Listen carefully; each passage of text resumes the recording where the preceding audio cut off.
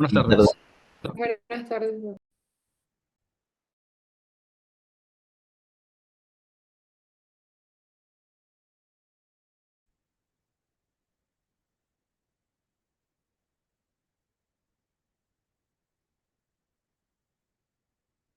Bien, hoy vamos a hablar un poquito de lo que es el equilibrio ácido-base como clase de fisiopatología.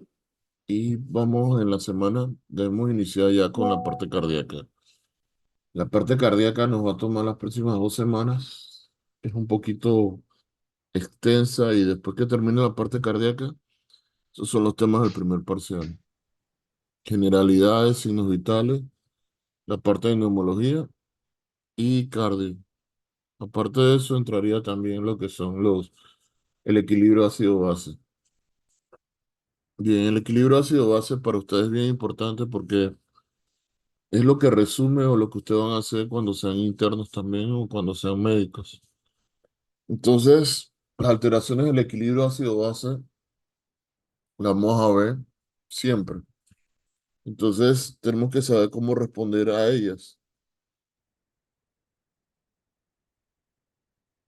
Repasando sus clases de bioquímica, sabemos que un ácido es una sustancia capaz de donar un ion y una base es capaz de aceptar un hidrogenión.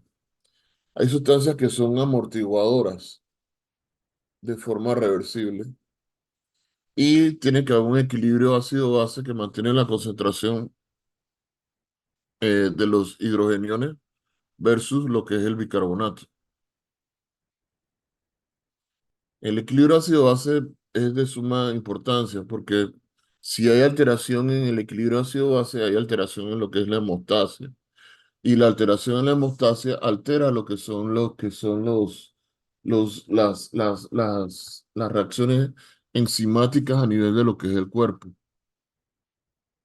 Una pequeña variación de la normalidad va a producir cambios acentuados en el ritmo de las reacciones químicas. Entonces tenemos un componente pulmonar y un componente renal en lo que es el equilibrio ácido-base. El componente respiratorio lo que maneja es la PCO2, o sea, el CO2 en sangre, y el componente metabólico maneja lo que es el bicarbonato. En los pacientes que son EPOC, que los vimos la semana pasada, por ejemplo, el soplador azul, es aquel paciente que es fumador, que es obeso, que en algún momento va a comenzar a retener CO2. Esos pacientes generalmente, el estímulo respiratorio de esos pacientes generalmente va a ser el, el CO2, perdón, el O2, porque en una persona normal el estímulo respiratorio es el CO2. Pero después de cierto tiempo, la persona se acostumbra a tener CO2 alto y entonces comienza el O2 hacia el estímulo respiratorio. Por eso es que esos pacientes no se manejan con oxígeno con una saturación al 100%. O sea, tenemos que tratar de manejar una saturación equivalente para poder que el paciente no se le vaya el estímulo respiratorio. Sabemos que una parte del estímulo respiratorio está a nivel de los centros respiratorios, que está a nivel del sistema nervioso central, a nivel de lo que es el tallo cerebral. Entonces, cuando tenemos un pH por debajo de 7,35 hablamos de acidosis, cuando es por arriba de 7,45 hablamos de alcalosis. El trastorno ácido-base tenemos que determinar cuál es el trastorno primario. Lo primero que tenemos que saber es cuál es el pH. Si está por debajo de 7,35 sabemos que es ácido. Hay dos tipos de acidosis, la acidosis respiratoria y la acidosis metabólica. En la acidosis metabólica, lo que está abajo es el bicarbonato. Y en la acidosis respiratoria, lo que está alto es el PCO2.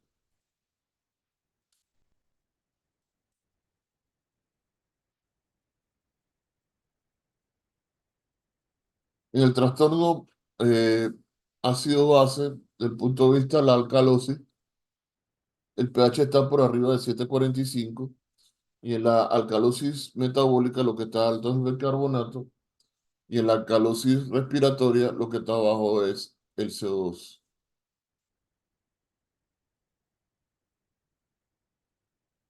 Ahí lo vemos. En la acidosis metabólica, la alteración primaria es que disminuye el bicarbonato. Esto hace que baje el pH. Entonces, ¿cuál es la vía de compensación?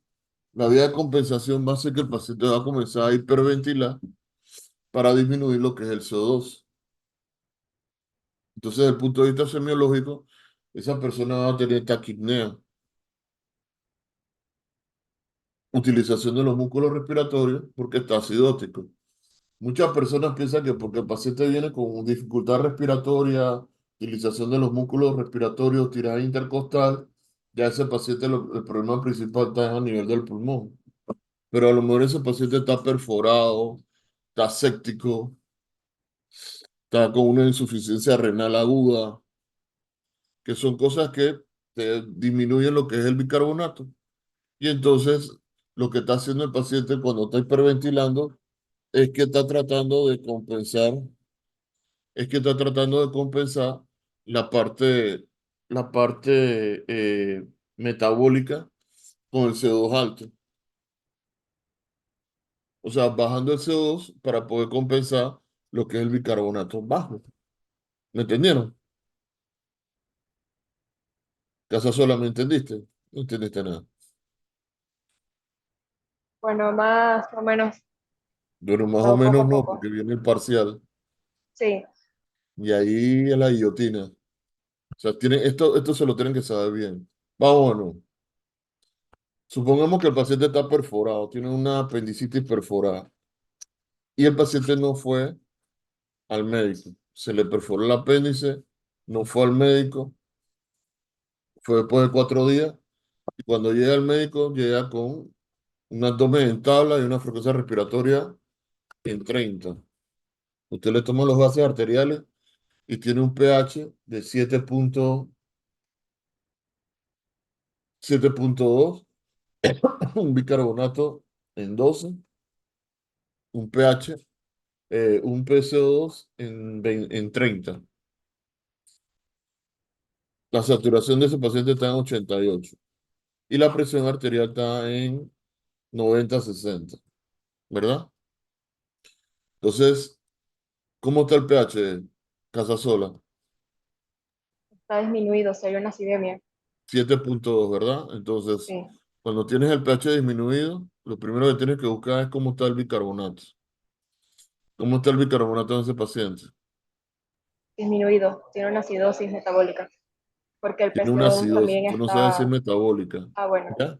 Porque el ok. bicarbonato está disminuido. Y de ahí que vas a buscar cómo está la PCO2. La PCO2 está disminuida, Entonces la porque PCO2 está tenía disminuida, el 30. bicarbonato está disminuido, la PCO2 está disminuida, el pH está disminuido. El trastorno primario es el bicarbonato. ¿Por qué bajó el bicarbonato? Casa sola. Por la perforación, no, la apendicitis que tenía el paciente. No, porque el paciente está en shock. Ah, ok. ¿Y por qué está en shock? Porque tiene una perforación. ¿Y por qué la perforación produce shock? Porque hay un derrame a nivel del abdomen de bacterias. Y estas bacterias van a producir algún tipo de sustancia que van a producir vasodilatación. Y como está en anaerobiosis este paciente, ¿cómo esperas encontrar el lactato? Debería estar, no recuerdo en este momento si era aumentado o disminuido, pero ¿Cómo debe lo estar el miraré. lactato? ¿El lactato es el ciclo anaeróbico o aeróbico? Anaeróbico, me parece. Entonces, ¿cómo va a estar el lactato? Aumentado. Va a estar aumentado. ¿Ya? Sí. ¿Ve? Y esa cosa que le puede dar una acidosis metabólica, se la puede dar una sepsis, se la puede dar un trauma, el paciente perdió sangre, se la puede dar un gran quemado, se la puede dar, eh, por ejemplo, un paciente que tiene una falla renal aguda, una falla hepática aguda, ¿ve? Cualquier tipo de shock le puede dar hiperlactatemia y le puede dar también acidosis de tipo metabólica. Entonces, la acidosis respiratoria, ¿qué es lo que sucede? Generalmente en la acidosis respiratoria, ¿qué es lo que el paciente retiene? CO2. Entonces, el pH va a estar bajo, el bicarbonato puede estar aumentado, puede estar normal, y el CO2 va a estar aumentado, pero el pH está bajo. ¿Qué paciente puede aumentar el CO2? Ani, León, Aquellos pacientes que tengan no te alguna... escucho, tienes que hablar un poquito más alto. Ahora me escuchan. ¿Qué paciente puede aumentar el CO2? Aquellos pacientes con alguna Ah, enfermedad obstructiva. paciente con EPOC. ¿Qué más? Ahorita no recuerdo algún otro paciente. Doctora, piense, porque ya lo hemos dado. Usted sabe fisiología, usted piense, deje la pereza. ¿Qué otras cosas? ¿Qué cosas tenía el sistema nervioso central? Vamos a comenzar así.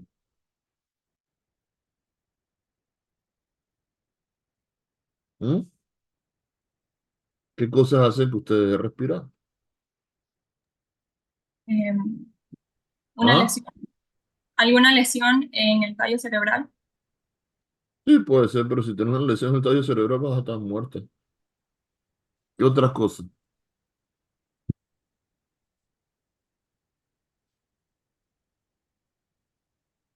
un tumor en la vía aérea.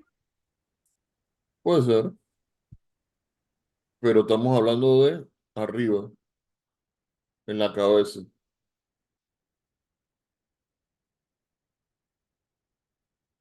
Cualquier cosa que deprima el sensorio le puede producir retención de CO2. Como que, ¿qué cosas le pueden producir retención de CO2? O que usted deje de respirar, o que los músculos respiratorios ya no le funcionen como antes.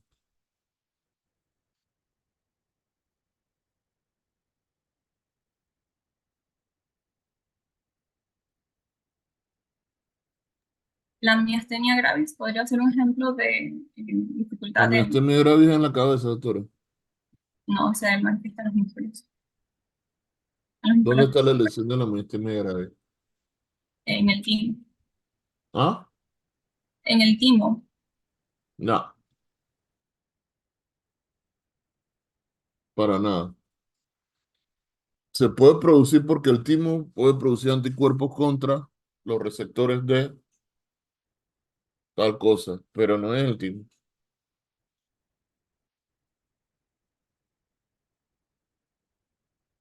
Generalmente, por ejemplo, las personas que utilizan morfina, que utilizan fentanilo, pueden producir depresión respiratoria. Los pacientes que tienen asma y tienen una crisis severa, se puede producir una depresión respiratoria. Los pacientes que tienen, por ejemplo, un trauma craneoencefálico, también pueden tener depresión respiratoria. Las hemorragias también pueden tener intracerebral, pueden también producir depresión respiratoria. O sea, y generalmente cualquier paciente que tenga una escala de Glasgow de menos de 8 debe ser intubado, porque se debe asegurar la vía aérea. Y no necesariamente intubado, sino asegurar la vía aérea. Asegurar la vía aérea es colocarle un dispositivo para que usted saque la lengua de lo que no se le vaya para atrás la lengua. Y usted le hace con un dispositivo bolsa, máscara, reservorio para que el paciente pueda respirar. El alcohol también puede producir depresión respiratoria. Entonces, la morfina, el alcohol, el trauma craneoencefálico, las enfermedades intersticiales también, a la final de la enfermedad, el paciente también puede retener CO2. Entonces, en la acidosis respiratoria, lo que tenemos es una caída del pH, producida por una disminución en lo que es la ventilación. Cuando nosotros hablamos de ventilación, hablamos de CO2. El- si el paciente está hipoventilado, podemos pensar que el paciente está reteniendo CO2. La ventilación, o sea, el CO2 en un paciente en ventilación mecánica se maneja con la frecuencia respiratoria y con el volumen corriente. Y la oxigenación se maneja con el oxígeno y con el PIB. Eso lo van a ver el otro semestre. Pero sí es bueno que ya vayan sabiendo cosas nuevas, ¿no?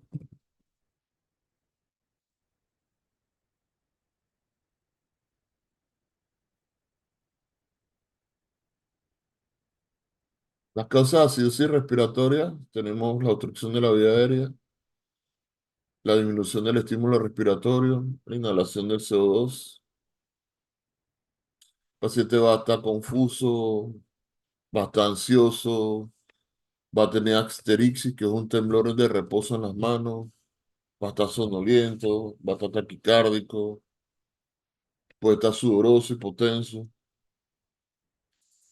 Generalmente cuando tenemos este tipo de problemas nosotros lo manejamos con ventilación. Si es un CO2, si el problema del paciente es el CO2, lo manejamos con ventilación no invasiva.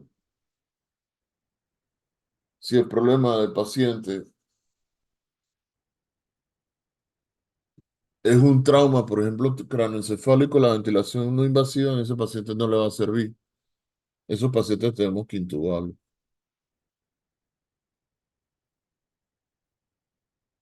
Bermuda, ¿qué es la escala de Glasgow? Es la escala que mide, No te escucho. es la escala que mide qué tan alerta está el paciente. No te escucho. ¿Para qué sirve la escala de Glasgow? Para mirar si el paciente, el nivel de ¿Para conciencia qué? del paciente, el nivel de conciencia del paciente, si está alerta. Y puede ser visual, verbal o visual, verbal o de estímulos. La escala de Glasgow se creó para los pacientes en trauma. O sea que el nivel de estado de conciencia del paciente que en trauma o el nivel de respuesta. Un Glasgow de menos de 8 significa que el paciente debe ser intubado o asegurar la vía aérea. Y un Glasgow menos de 8 define lo que es un trauma craneoencefálico severo.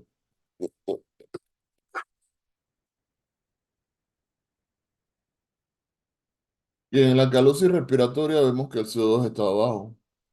Puede ser por hemorragia suranoidea, puede ser por hipoxia en las altitudes altas, elevadas, perdón, o por histeria o por ansiedad. El paciente puede tener taquinea, parestesia, calambre, espasmo.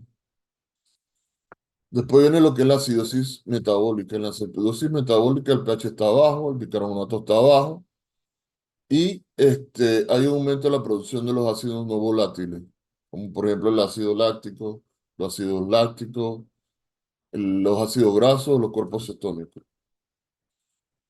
Los cuerpos cetónicos generalmente lo vamos a ver en lo que es la acidosis por diabetes.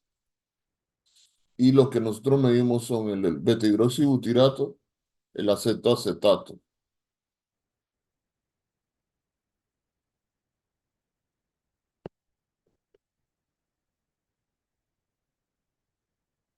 Muñoz, ¿por qué se producen los cuerpos cetónicos en la diabetes?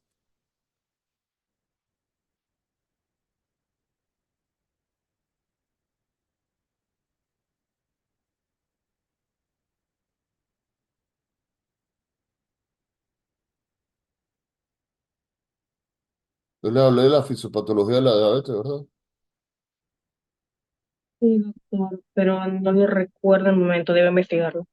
No, no lo vas a investigar, me lo vas a decir ya.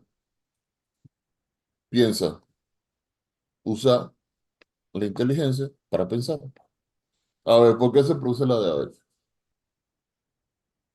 La diabetes se produce por, ya sea por que el cuerpo no puede producir insulina o porque no, el cuerpo produce insulina, pero no la, Deja el nervio, tranquila. A ver, tú sabes, yo sé que tú sabes. Vamos, yo voy a ti, dale. una reducción en la sensibilidad de la insulina por el cuerpo. Ok, perfecto. Ganchito. Entonces, cuando no tenemos insulina, ¿qué pasa con el cuerpo? Va a producir el azúcar de las reservas. ¿Y Sí. cuáles son las reservas que usted tiene de glucosa en el cuerpo? Las grasas, ¿Cuál es más?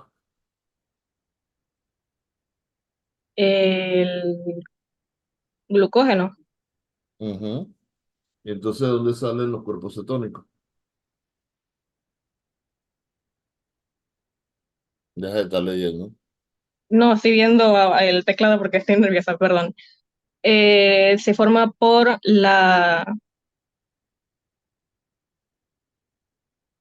el uso del cuerpo por las grasas para Mm, producir glucosa, así por es. la descomposición de la grasa. A grosso modo, esa es la fisiopatología. De ahí entonces entra de que lo que es la L-carnitina y las enzimas, etcétera. Pero básicamente eso es lo que tú has dicho, es cierto. Entonces, ¿por qué se produce la cetoacidosis? Porque no hay insulina, básicamente, y no se puede utilizar lo que son las grasas y entonces se va a convertir en cuerpos cetónicos. De estos cuerpos cetónicos tenemos el beta-hidroxibutirato y el acetoacetato, ¿ves? Que se miden en sangre. Entonces, cuando nosotros, y el ácido acético, perdón, son tres. Entonces, cuando tenemos estos cuerpos cetónicos, también se pueden producir si el paciente está en ayuno, ¿ves? Entonces, estos cuerpos cetónicos que van a producir acidosis. Y por eso es que ustedes ven que los pacientes que tienen eh, diabetes tipo 1 pueden llegar en una cetoacidosis. Y en cambio, los que tienen diabetes tipo 2 llegan en un síndrome que se conoce como un síndrome de compensación hiperosmolar, pero a veces no llegan a ser cetoacidosis. Cuando nosotros tenemos el manejo de estos pacientes desde el punto de vista de fisiopatología, ¿qué es lo que le falta a estos pacientes? Le falta insulina. ¿Usted le pondrá insulina de una vez a estos pacientes? ¿Sí o no? La respuesta. Le llega un paciente que tiene respiración de Kussmaul. ¿Qué es la respiración de Kussmaul, doctora? Lo de la semana pasada. Es una ingurgitación yugular con la inspiración. No, no, no sé, yo no la conozco. La respiración de Kussmaul, ¿qué es? ¿Usted ha leído las clases? Ninguna ha leído. ¿Cómo usted quiere aprender propedéutica y pasar propedéutica si todavía no ha leído? Cuando usted abre los ojos y los cierra, ya se acabó el semestre. Manuela, ¿cuál es la respiración de Kussmaul? Es una respiración con ciclos de respiración profunda y apnea presentes en No, pacientes no con hace apnea, no cetoacidosis. no hace anapnea al paciente. Una respiración profunda. Ah, no, apnea es de checkstones, perdón. Paciente no hace apnea. ¿Ve? Y esa respiración de Kussmaul la van a ver en la cetoacidosis como en todos los pacientes que están acidóticos. ¿Ve? Y la explicación en la que acabamos de ver. La fisiopatología de los pacientes o sea, si usted entiende la fisiopatología, usted va a entender lo que es la semiología. Pero si usted quiere leer un día antes del examen, les va a ir mal. Y yo enseguida me doy cuenta. Bueno, las causas, cetoacidosis diabética, diarrea, por ejemplo, hubo un tiempo, yo no sé, yo creo que usted no había nacido para ese tiempo, pero aquí en Panamá hubo una intoxicación con dietilenglicol. La mayoría de ustedes son como del 2000 para acá, y eso ocurrió como el 90 y pico. Y una de las formas de sacarla, de darnos cuenta que el paciente estaba intoxicado con dietilenglicol fue cuando comenzamos a sacar lo que es el anion gap y nos dimos cuenta que los pacientes tenían algo en el cuerpo que le estaba produciendo acidosis. Y cuando se hizo el ejercicio desde el punto de vista epidemiológico, nos dimos cuenta que no era una infección, sino más bien era una intoxicación. Y cuando fuimos a ver, se pensó que era paciente, era un virus, pero nos dimos cuenta que eran las personas que estaban utilizando algún tipo de medicamento. Y el medicamento que estaban utilizando era un medicamento que era para la tos, Ambrox, y se preparaba aquí en Panamá y el ingrediente se compró en China. Y en vez de lo que se le vendió a Panamá fue dietilenglicol. ¿Sí? Y los pacientes quedaron con acidosis metabólica. Se murió qué montón. Bien, la acidosis metabólica, el paciente está taquipneico, tiene la respiración de Kussmaul. Si está taquipneico, ¿qué le va a pasar al CO2? CO2 va a bajar, ¿verdad? Va a estar vasodilatado, eh, puede que tenga hiperpotasemia y puede que tenga aumento de lo que es la natriuresis. ¿Ves?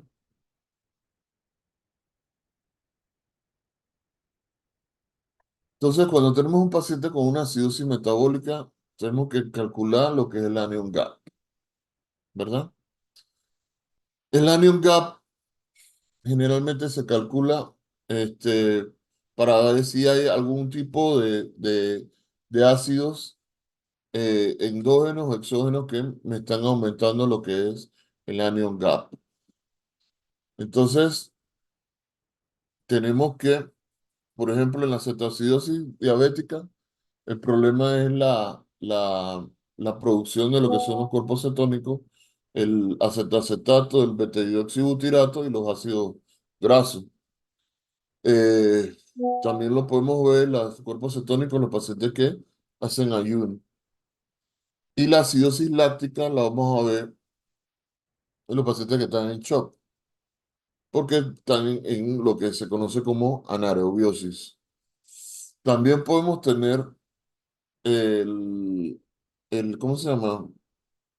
Podemos tener una intoxicación, por ejemplo, por salicilato, por etilenglicol, por propilenglicol, que le hacen que el anion gap también esté alto. Esta diapositiva es sacada de un artículo en el cual ya tiene su tiempo, pero el New England Journal, si usted lo revisa, ahí habla de lo que le estoy mencionando ahorita. Yo no sé si el doctor Correa ya se los ha mencionado. Me estaba hablando de que él estaba haciendo prácticas con ustedes de la parte semiológica, pero si no se lo ha mencionado, antes del examen tenemos que hacer por lo menos una práctica de esto para que ustedes más o menos se ubiquen. Entonces tenemos el anion gap alto en los pacientes con acidosis metabólica, por lo menos una sobreproducción de lo que es el ácido en los pacientes que tienen cetoacidosis, acidosis láctica.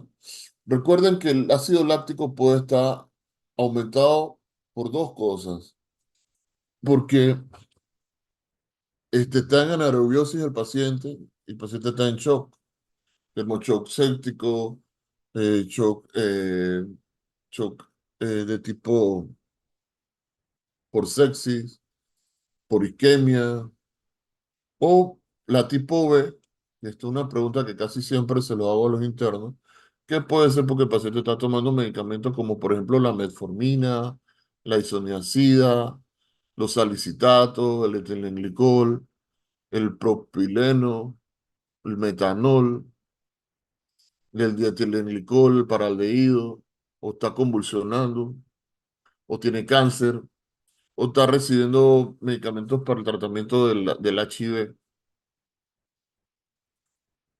¿Ves? Pacientes que tienen radiomiolisis, el cáncer, esto ya se lo mencioné, la insuficiencia renal aguda. Puede que el anion gap esté normal, entonces podemos pensar que existe una pérdida de bicarbonato por diarrea, por fístula pancreática o biliar, o porque el paciente lo que tiene es una uremia, o tiene una acidosis de tipo tubular renal, por ejemplo, la utilización de anfotericina. Entonces, los pacientes que están con acidosis metabólica pueden estar hiperventilando, pueden estar vomitando. Entonces, estos pacientes, la NTP también puede producir acidosis metabólica y también les puede aumentar lo que es el lactato. ¿Qué es la NTP? Es la nutrición parenteral total.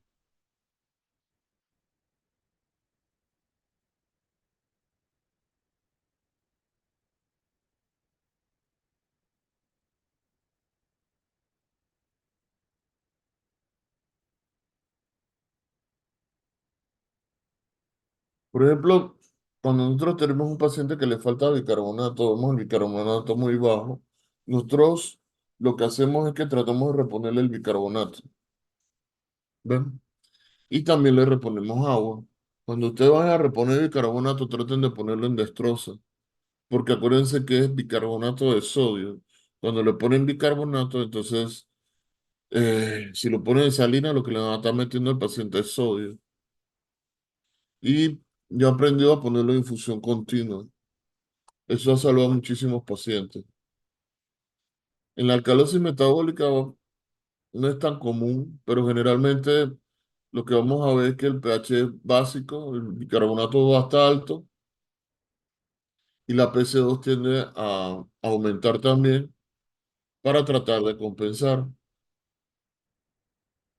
Por ejemplo, el paciente que estaba vomitando, que algunas veces nosotros le metemos demasiado base al paciente.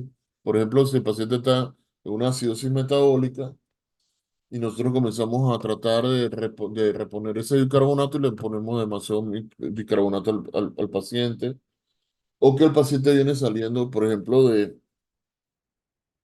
una acidosis respiratoria y que ustedes ven que el paciente comienza a aumentar el bicarbonato para tratar de compensar. Un segundo.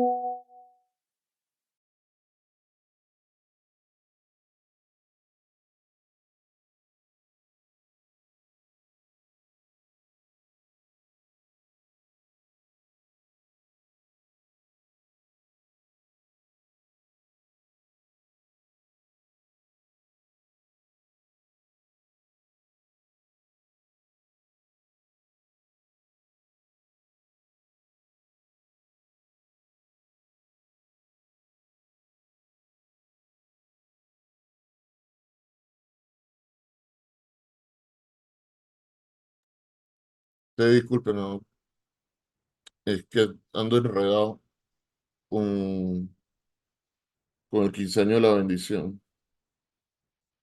Bien, aquí vemos que la alcalosis metabólica, vemos que puede haber manifestaciones musculares, calambres, tetania. En verdad, yo no he visto nada de estas cosas.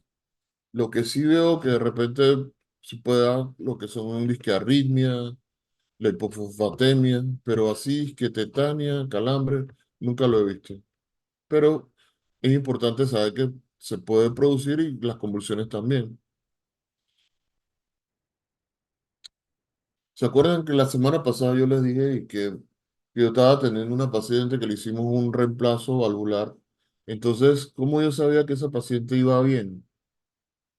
Por esto, por esto, el lactato. O sea, el lactato me dice a mí cómo se está comportando la paciente. Por ejemplo, si yo tengo un paciente que viene de un shock séptico y yo sé que ese paciente lo estoy reanimando de una manera adecuada, yo sé que el lactato de ese paciente va a comenzar a bajar. En el caso de la paciente de la reemplazo valvular, ese paciente sangró en transoperatorio y el lactato se fue a 10, pero ese fue el pico máximo del lactato. Como decía mi profesor, el corazón cuando está bien aporreado, tú no esperes tener un lactato normal en el postoperatorio. Tú haz las cosas que tú sabes hacer de forma normal y después el paciente se va a ir corrigiendo solito. A este paciente yo le puse una infusión de bicarbonato porque tenía el bicarbonato, salió con un pH en 7,2 con un bicarbonato en 12.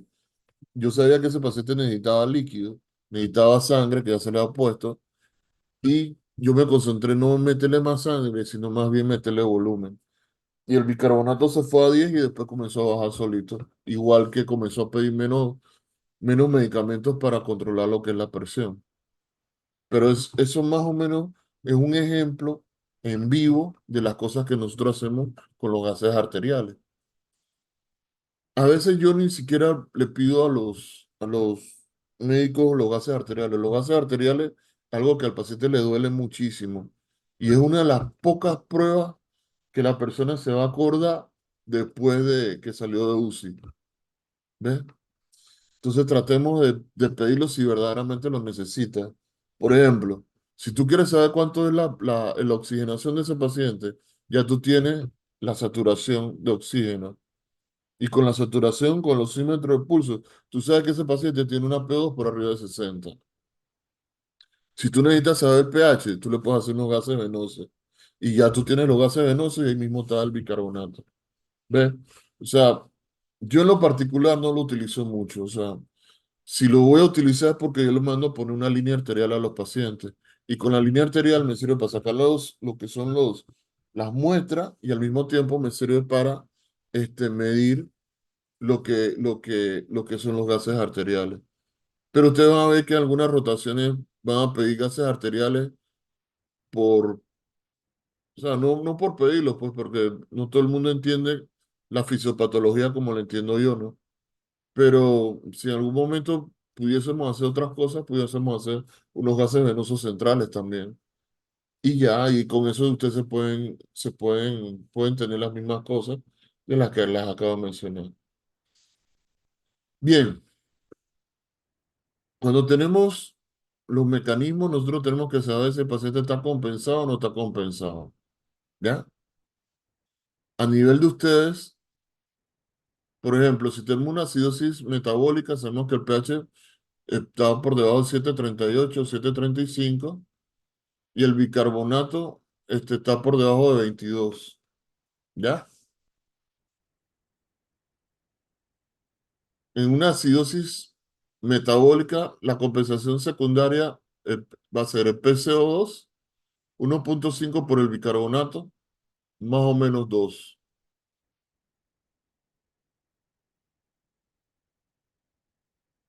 Y así más o menos te van a ver lo que es la compensación. Es probable que yo no se lo vayamos a preguntar, o sea, este cálculo, porque verdaderamente si están los calculadores, están los celulares, todo uno se lo mete al celular y listo, y ya uno sabe qué es lo que uno tiene. Pero sí es importante que sepan de dónde salió. Pero sí le voy a preguntar cuál sería el mecanismo de compensación y por qué. ¿Ya? Cuando hablamos de hipoventilación, hablamos de elevación del APCO2. Y cuando hablamos de hiperventilación, hablamos de disminución de APCO2. Si hablamos de oxigenación, hablamos de 4 mecanismos de hipoxemia, que son La alteración en la ventilación perfusión.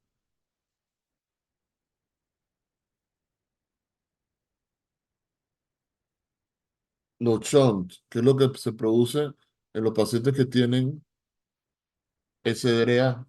Por favor, nunca hablen más de SIRPA. El SIRPA no existe. Lo que nosotros tenemos es un SDRA, que es el síndrome del estrés respiratorio del adulto, que se diferencia del síndrome del estrés respiratorio del niño, que el niño lo que hace falta es el agente surfactante.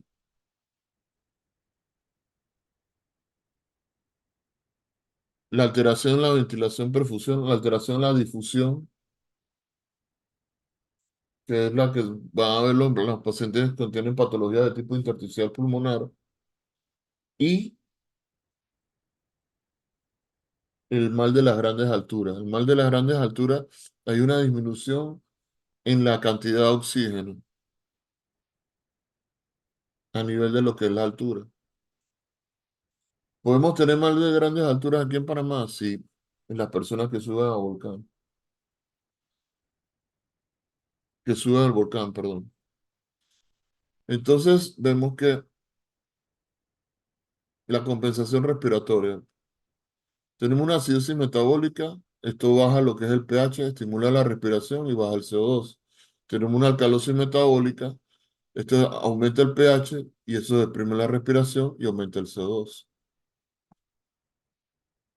Recordemos que uno de los principales agentes que estimula lo que es la respiración son los hidrogeniones. Cuando el paciente está en una acidosis metabólica, el líquido que va a leer a nivel de lo que es el tallo va a ser hidrogeniones, o sea, ácido.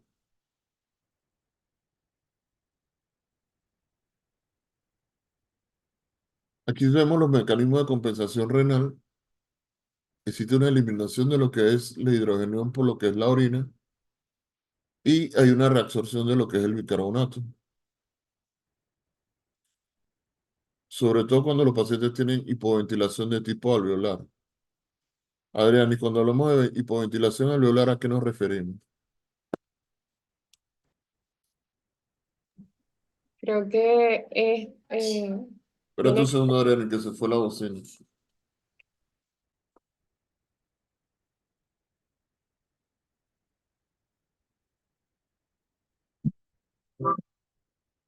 Dime, Adrián. Ahora sí.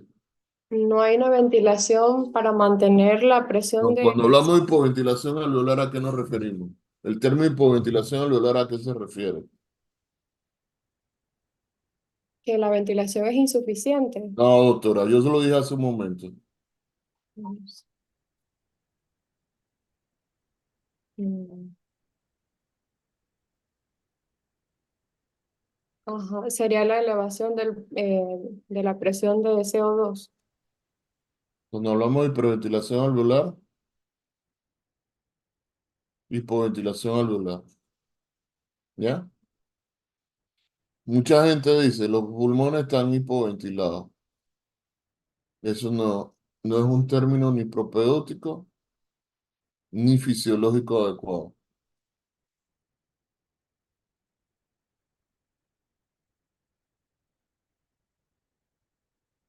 La acidosis respiratoria, la compensación es renal, aumentan los hidrogeniones y aumenta la reabsorción de bicarbonato.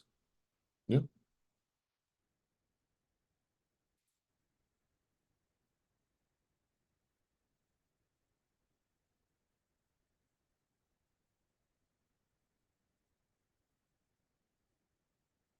Bien.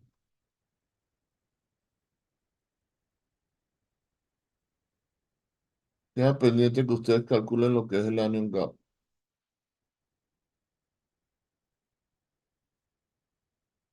Y de ahí entonces, una vez calculamos el gap, hay que calcular el gap osmolar, ¿ven? Para que ustedes lean esa parte.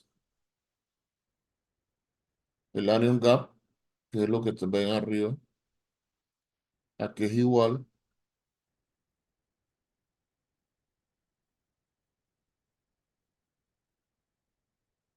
y que es el gap osmolar.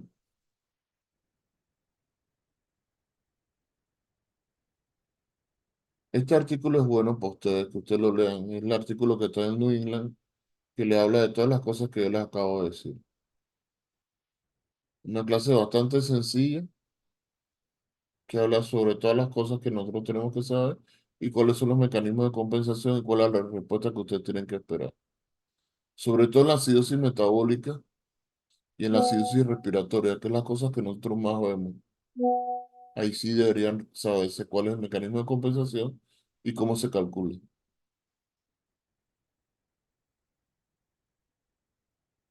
Preguntas. ¿Podría repetirnos el nombre del artículo para No te poder escucho buscarlo? nada. Que si podría repetirnos nuevamente el nombre del artículo para poder buscarlo. Es un artículo de New England y usted pone equilibrio ácido-base. Son como 3 artículos diferentes. Creo que está en la bibliografía también que nosotros leímos.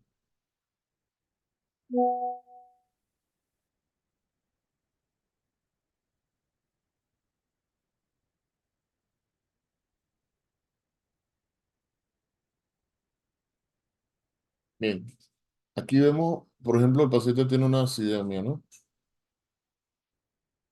Vemos que el bicarbonato va hasta abajo y nosotros entonces calculamos lo que es el anion gap, que es el sodio menos el cloro más el bicarbonato. Si está por arriba de 14, sabemos que está elevado. Y de ahí entonces nosotros podemos calcular el gap, el anion gap urinario y o ver cuáles son las cosas, las causas de anion gap elevado, como por ejemplo puede ser por lactatos o cuerpos cetónicos o alcohol, ¿ves? Y de ahí están las otras cosas que se calculan, y que el anion gap urinario, si es positivo o es negativo, el delta gap y el gap osmolar, lo que yo les hablé, ¿no? En verdad a mí lo que me interesa en este momento es que ustedes sepan por lo menos leer lo que son los gases arteriales. Estas cosas que están acá ya son cosas más finas. Pero, por ejemplo, si yo le pregunto cuáles son las causas de hiperlactatemia secundaria, se las tienen que saber. ¿Ya? En la semana, ¿qué días en la noche pueden dar clases? Bueno, me dijeron que todas las mañanas pueden dar clases.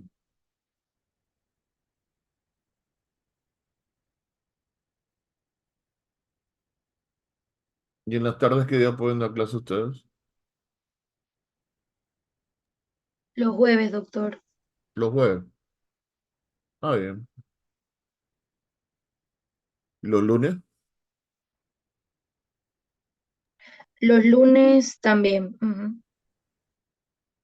Bueno, ahorita no estamos atrasados en clase, pero sí me gustaría que, por lo menos lo que es la parte de cardio, sí tener como una intensidad un poquito mayor a la que teníamos ahorita.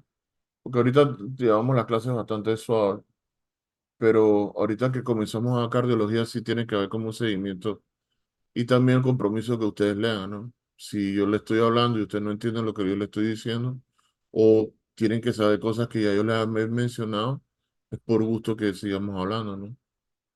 Y han tenido tiempo para estudiar, porque básicamente yo les he dado el tiempo para estudiar. Bueno, aquí vemos lo que es el anion gap, ¿no? Entonces vemos cómo se saca y vemos cuando está elevado. Si está normal, el anion gap, podemos calcular lo que es el gap urinario. Y ahí lo calculamos lo que es el gap urinario. Si está positivo o está negativo. Por ejemplo, si está positivo, podemos pensar en una acidosis tubular renal tipo 1, tipo 1, tipo 4, perdón. Y acá nosotros podemos calcular el delta gap y acá el gap osmolar. ¿Ves? Yo me acuerdo que cuando nosotros estamos estudiando lo del dietilenglicol, el delta gap salió aumentado y el gap también osmolar.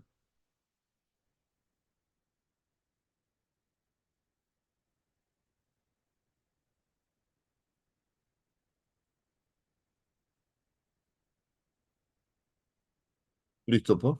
Nos vemos en la semana, pues. Hasta mañana. Mañana, doctor. También, doctor. Hasta luego, doctor.